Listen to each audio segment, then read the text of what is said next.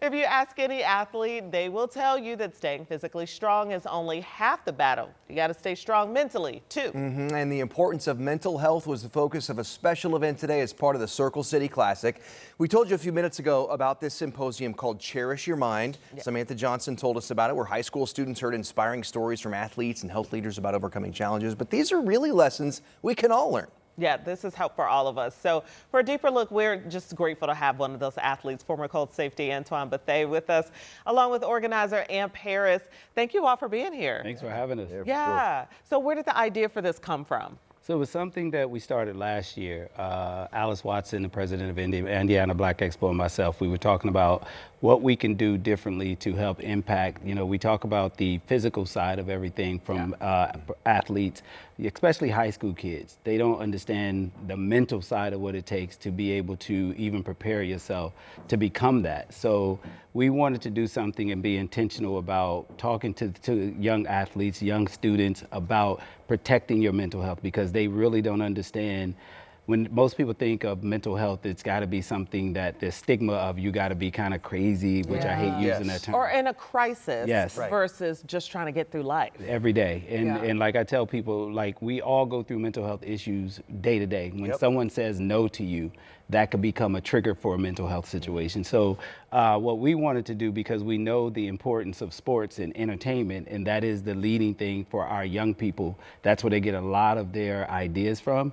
Last year we brought in Meta World Peace and had him speak, and this year we brought in Greg Oden and former Indianapolis Colts Super Bowl champion Antoine Bethea. And Antoine, how do you get through to these kids? You got to meet them where they are, you know. Now I think that's what the conversation was all about today, you know, just trying to think back when you were 16, 17 years old, and what were some of the things that you had to deal with. And even now in this atmosphere with social media, you know, my high school student athletes are having to deal with so many more other things than when we did when I was in high school. So just really try to meet them where they are. And what do you hope they walk away with? Well, for me, it's really understanding that, again, the mental is, you know, in life nowadays, people think 90% of physical is what's going to be the #1 attraction. And I tell young brothers all the time, if you got 90% of your mental together, the 10%, it doesn't matter anything about what you look like, how many weights you lift. So when they see a guy like him, it's like, oh my God, like, look at his body, look at his physique. Young women, they go after that, because everything we do in our community is based off of a physical. So my thing is, in order for you to be great at anything, your mental has to be together first. Yeah. You're looking forward to a Circle City Classic this weekend? Anything in particular? This guy right here, he come from an HBCU graduate of Howard University. Right. Yes, indeed. I think it's just going to be exciting. You know, anytime when I was at Howard University and we had the opportunity to go into an NFL stadium and play in front of a crowd and play in a classic, it's always a good time.